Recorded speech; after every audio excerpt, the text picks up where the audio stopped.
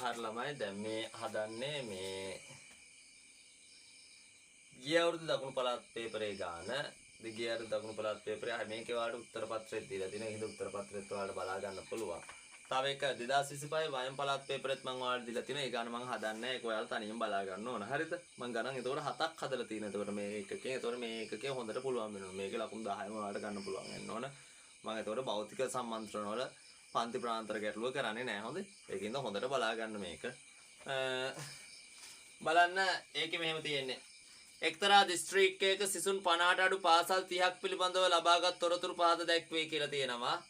මෙම පාසලක සිට මධ්‍යම සිසුන් සංඛ්‍යාව ආසන්න පූර්ණ සංඛ්‍යාවට සොයන්නලු. හරි. ඔන්න මධ්‍යම ගන්න මම වගුව පිළියෙල කරලා තියෙන කලින් වගේම තීරු පහේ වගුව පන්ති ප්‍රාන්තරය මධ්‍යගය x අපගමනය d සංඛ්‍යාතය f fd.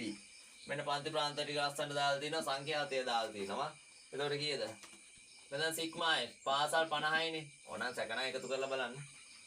පාසල් 5නේ පාසල් 30යි. හන්ද 2 1 3යි 3යි 5යි 8යි 8යි 15යි 21යි 26යි 30යි. මෙතන එන්නේ 30.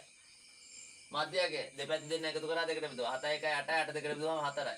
14යි 8යි 22යි 22 දෙකට බෙදුවාම 11යි. 21යි 15යි 30යි 30යි දෙකට බෙදුවාම 18යි. 28යි 22යි 50යි 50 දෙකට බෙදුවාම 25යි. 7න් 4 යන්නේ නේද? මේක එහෙනම් 32යි. මේක 39යි. මේක 46යි. ඔහම එන්නේ. හරි. ඊට පස්සේ මාත පන්තියේ මධ්‍යගයේ කොටු කරගන්න. මාත පන්තිය කියන්නේ සංඛ්‍යාතයේ වැඩි 7. 4 අදාළ පන්තිය 25. අපගමනයේ ඉස්සරහින් බිඳුවයි. 18න් 25ක් ඍණ 7යි. ඍණ 14යි. ඍණ 21යි. 7යි. 14යි. 21යි. මෙතන FD ඍණ 21යි. ඍණ 28යි. ඍණ 35යි. බිඳුවයි. 4ක් 6 කීයද? 42යි. 14 ඒවා 5ක් 70යි. 21 ඒවා 4ක් 84යි. දැන් බලමු සිග්මා FD ගන්න. සිග්මා FD ගත්තාම කොහොමද ළමයි වෙන්නේ? මේ ටික එකතු කරන්නකෝ. මේ තුන එකතු කරාම කිය 35යි 28යි කීයද? 35යි 28යි 43යි 43යි 63යි 63යි 64යි 64යි 84යි.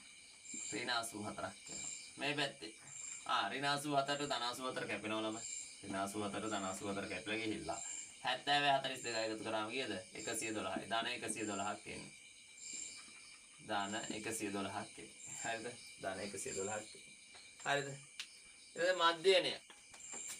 මම මෙතන මේක මකනවා. මධ්‍යණය වෙනම හොයනවා මෙතන. හරිද? මධ්‍යණය.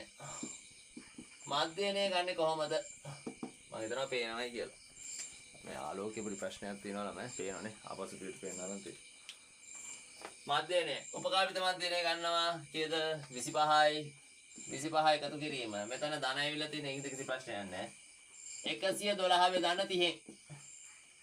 112 බෙදන්න 30න්. හරිද? මේක ආසන්න පූර්ණ සංඛ්‍යාවට අහන්නේ හරිද? 25 එකතු කිරීම 112ට 30 ඒවා 4යි. 112ට 30 ඒවා 4යි. 12ක් ඉතිරි. නේ 12ක් නෙමෙයි. කීයක් ඉතිරිද? 112ට 30 ඒවා sorry 112ට 30 ඒවා 3යි ඈ. 30 ඒවා 3යි. 30 ඒවා 3යි පොඩි වැරදීමක් හරිද? 30 ඒවා 3ක් 90යි. 22යිනේ. ඊට පස්සේ දශම එනවා 220ට 30 ඒවා 7යි. තව ඕනේ ඔයගම ආසන්න පූර්ණ සංඛ්‍යාවන ගන්න තියෙන්නේ. එකතු ගන්න කීයද?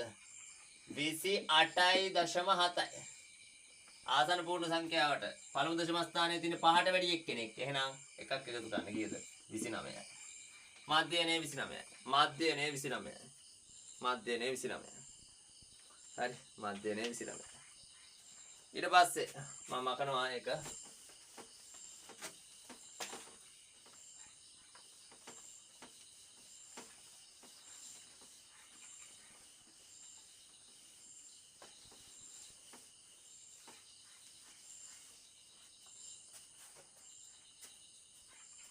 මධ්‍යණය 29. ඊළඟට දෙක මෙම පාසල් වල සිටින දැන් මධ්‍යණය කියලා හොයාගත්තේ මොකද්ද? පාසල් වල සිටින සිසුන් ගන්න මධ්‍යණය. හරි 29. පාසලක සිටින මධ්‍යණය සිසුන් ගන්න. හරි. ඊට පස්සේ මෙම පාසල් වල සිටින එක් සිසුවෙකුට රුපියල් 6000ක මුදලක් 6000ක ආධාර මුදලක් ලබා දේ නම් ඒ සඳහා වැය වෙත අපේක්ෂිත මුදල. මෙහෙම ළමයි. එතකොට ගන්න මෙහෙමයි. එක ඉස්කෝලේක ළමයි 29යි. ඉස්කෝල 30ක් තියෙනවා. එතකොට එනවා ඉස්කෝල 30 ඉන්න ළමයි ගන්න. ඒ ගුණ කරන්න 6000න් 6000න්. එතකොට මේ බලන්න වෙන වැඩි. වෙන වැඩේ බලන්න. මම ඉස්සල්ලා 29 3ෙන් ගුණ කරනවා. 29 3ෙන් ගුණ කරාම කීයද? 29 3ෙන් ගුණ කරාම ළමයි 87යි. 87යි. 87 6ෙන් ගුණ කරනවා. 87 6ෙන් ගුණ කරාම කීයද? 87 6ෙන්. 80 6ක් 480. 7 6ක් කීයද? 7 6ක්. 7 6ක් වෙන්නේ 42. එතකොට එන්නේ 2යි 12යි. අද 522යි. මෙතන බිංදු 4 පිටිපස්සට දාන්න ළමයි. එතකොට එනවා රුපියල් 522 දාලා බිංදු මෙතන 3යි මෙතන 1යි 4. ඔන්න.